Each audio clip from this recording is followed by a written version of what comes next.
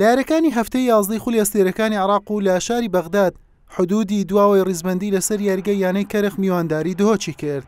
لا نیوە یەکەم هەڵۆکانی چیاکان باشتر دەرکەوتن و لە خولەکی 35 بە سوودوەرگرتن لە بەرزکردنەوەیەکی پیتەر گۆرگیس و بە ئەسیستی کەریم دەروێش پەشەنگ عەبدوڵڵا بربەستی یەکسانی شکاند و دهۆکی بە گۆڵ یەکەم لە یاریەکە پێشخست.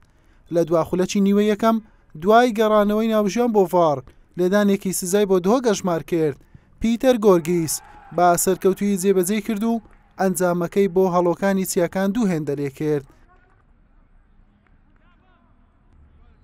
لا نیوەی دۆم و دوای تێپەڕبوونی کەمتر لە سێ خولەک پیتەر گۆرگیس بەجوو لە جوانەکانی ناوەڕاستی یاریگای کۆنتڕۆڵ کرد و ئەسیستێکی دیکەی بۆ یانیک زاکیری کۆدیڤواری کرد و ئەویش گۆڵی سێمی بۆ دهۆک تۆمار کرد.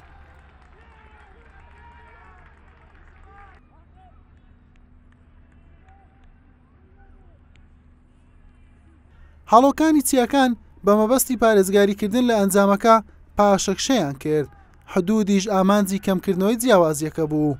لە خولەکی 78 محەممەد ساڵحی گۆڵپارێز تۆپێکی با قڕعەتوانی گێڕایەوە، بەڵام عەلی کەریم توانی گۆڵی پێ تۆمار بکات و حدود بە گۆڵ یەکەم بگەێنێت. دوای تەنها دوو خولەک بە ئەسیستی پەشەنگ عەبدوڵڵا گیلبەرت کۆمسۆن گۆڵی چوارەمیشی بۆ دهۆک زیاد کرد و یاریەکە بە 4 گۆڵ بەرامبەر گۆڵێک بە سوودی هەڵۆکانی چیاکان کۆتایی هات.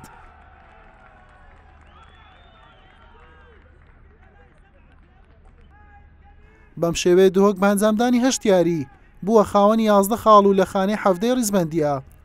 حدودیش بە 3 خاڵەکەی لە خانەی کۆتایی ڕیزبەند مایەوە. حوسێن محەممەد، کەناڵی پێام.